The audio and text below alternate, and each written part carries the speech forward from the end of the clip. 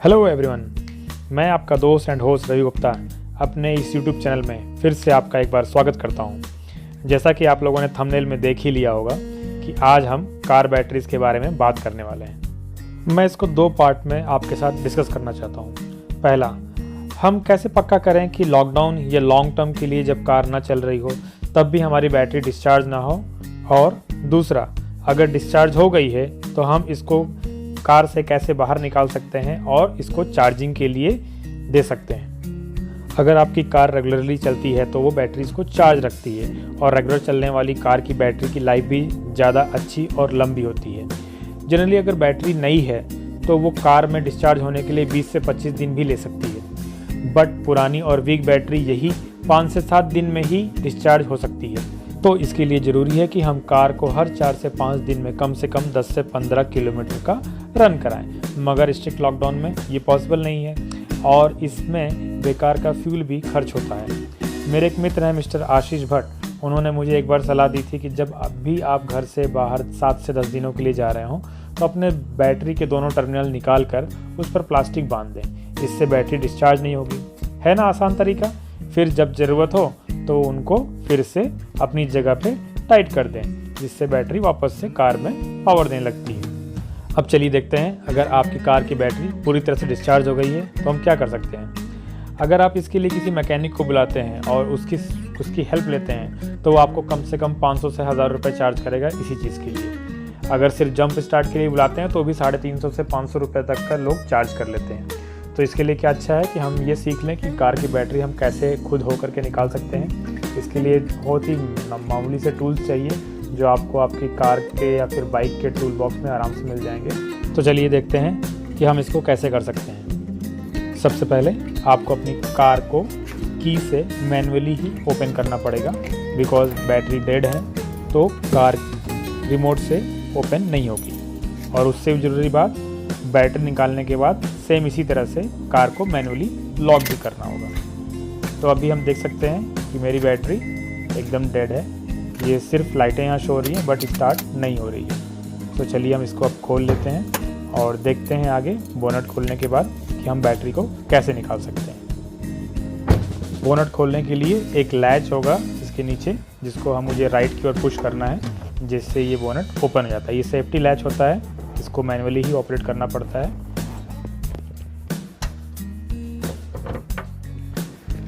ये देखिए कुछ इस तरह से ये ऑपरेट होता है। इसको इधर राइट पुश करने से ये लीवर छोड़ता है, तो यहाँ से ये लॉक ओपन हो जाता है, तब हम बोनट खोल पाते हैं। ये अभी आप कार की बैटरी देख पा रहे हैं। पॉजिटिव टर्मिनल, नेगेटिव टर्मिनल, इन दोनों के नटों को खोल करके सिर्फ मुझे ये बाहर निकालना होगा। तो ये पॉजिटिव नेगेटिव छोड़ने से बैटरी डिस्चार्ज नहीं होती है। इन दोनों को नटों को खोल करके मुझे ये लॉक हटाना होगा, तो इससे मैं बैटरी को निकाल पाऊँगा। तो चलिए देखते हैं अब इसको। ये दो टूल्स हैं जो मैं यूज़ करने वाला हूँ यहाँ पर। देखते हैं इसमें से कौन सा टूल यूज़ हो पाता है। पहले मैं इसको ट्राई करने वाला हूँ, बट ये लग नहीं रहा है। ये एक तरफ तो काफ़ी छोटा है और एक तरफ ढीला हो रहा है, जिस कारण ये यूज़ में नहीं आ पाएगा। मैंने दोनों तरफ ट्राई किया बट ये उतना कारगर नहीं निकला, तो इसको हटा देते हैं अपन। अब मैं अपने दूसरे टूल, जो इसको शायद रिंच बोलते हैं, इसको ट्राई करूँगा। इससे बात बन रही है। ये टूल मैंने कुछ 350-400 रुपये में लिया था। मीडियम साइज़ का है, काफ़ी कारगर है। ये छोटे नट, बड़े नट, किसी भी तरह के साइज़ के नट हों, ये सब पे फिट हो जाता है। तो मुझे इस वजह से ये काफ़ी पसंद है, और मीडियम साइज़ का होने की वजह से ये हैंडी भी रहता है। अभी देखिए मैं संभाल के पहला नट खोल रहा हूँ। ये जो पहला नट है ये मेरे हेडलाइट के जो वायरिंग हार्नेस है, जिसको मैंने आफ्टर मार्केट प्रोजेक्टर लगवा रखे अपनी कार में, उसके लिए लगाया हुआ था।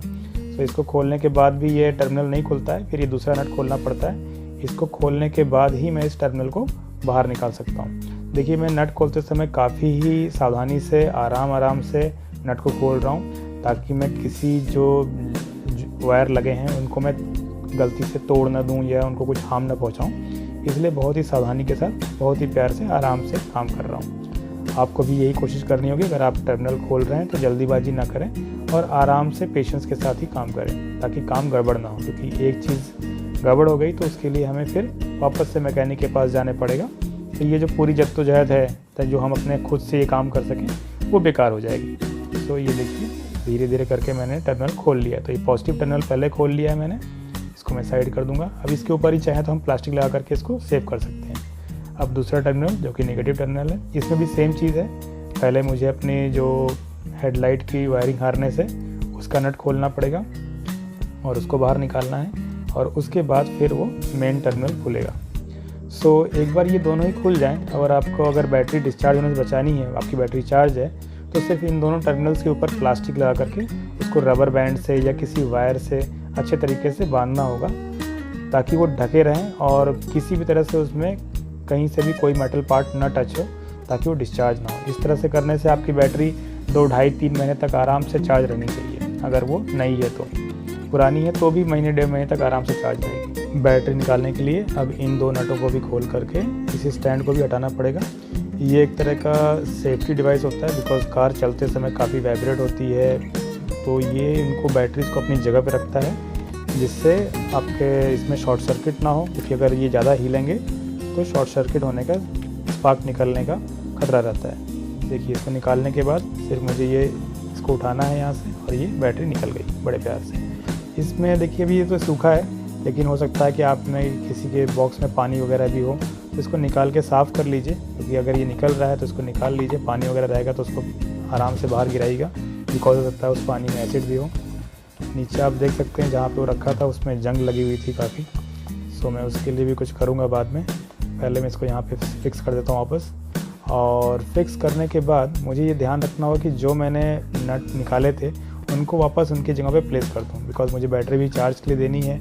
सो ये ऐसे ही नहीं पड़े रहेंगे, ये खुला नहीं रहेगा, ये बंद होंगे, ताकि वापस आने के बाद जब मैं इनको लगाने लगूँगा तब ये मुझे मालूम होना चाहिए कि कौन से वाले के साथ कौन सा वायर जाएगा, कन्फ्यूज़न ना हो। तो ये मैंने इसको टाइट कर दिया है। अब पॉजिटिव वाले के साथ पॉजिटिव वाला लगा करके, सो इस तरह से काम करने से क्या होगा, गलती की गुंजाइश ख़त्म हो जाती है। इसके क्लैंप को भी हम इसी बैटरी बॉक्स में रख देते हैं। सो इसके बाद मैंने बैटरी को चार्ज पे दिया था।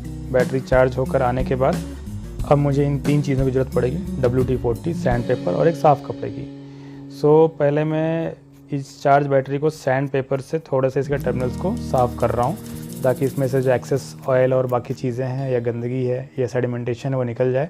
उसके बाद WD-40 लगा करके इसको साफ़ कपड़े से साफ़ करूँगा, उसके बाद ही बैटरी में फ़िट करूँगा।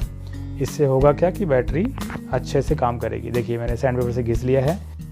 अब कपड़े से साफ़ कर लेते हैं, फिर WD-40 लगा कर भी इसको साफ़ किया जाएगा। सो अगर बैटरी साफ़ रहेगी तो अच्छे से काम करेगी। तो इसको फिर मैंने WD-40 लगाया पूरा, देखिए, और WD-40 लगाने के बाद इसी कपड़े से अच्छे से साफ़ किया। तो अब बैटरी का बॉक्स भी चमक रहा है और बैटरी भी चमक रही है। सो अब इसी समय मैंने बीच में जो है यहाँ पर भी थोड़ा WD-40 डाला, क्योंकि यहाँ रस्टिंग हो रही थी, तो इसको बचाएगा। और इनके टर्मिनल्स पे भी जो है मैंने WD-40 का स्प्रे किया है। लैंप पे भी रस्टिंग का प्रभाव था, तो मैंने यहाँ भी WD-40 का स्प्रे किया है। सो जहाँ पर मुझे रस्ट दिखा, जहाँ पे भी, वहाँ पर मैंने WD-40 टर्मिनल्स के ऊपर ही WD-40 का स्प्रे किया है। तो मैंने इसको हाथ से ही अभी लगा लिया है, क्योंकि मैं बैटरी जस्ट लेकर आया था, तो मेरे पास अभी वो टाइट करने के लिए टूल नहीं था। जस्ट लगा कर आपको दिखाना चाहता हूँ कि ये लगाने के बाद बैटरी चार्ज होने के बाद अभी ये कैसे वर्क कर रही है। तो ये ठीक ठाक स्थिति में है अभी, लेकिन मैं इनको बिना टाइट किए गाड़ी नहीं रन करने वाला हूँ। तो इसके बाद मैं इसको ला करके टाइट करने वाला हूँ। सिर्फ अभी मैं ये देखना चाहता हूँ कि बैटरी लगने के बाद क्या बैटरी स्टार्ट के लिए पावर दे पा रही है कि नहीं दे पा रही है। हालांकि वो देगी, क्योंकि फुल चार्ज है। ये देखिए, मैंने बैटरी लगा करके अभी स्टार्ट किया और गाड़ी स्टार्ट हो रही है स्मूथली। सो बैटरी चार्ज हो चुकी है और अच्छा काम कर रही है। चलिए अब मैं इसके बाद अपना टूल्स के साथ जो है इसको टाइट कर दूँगा।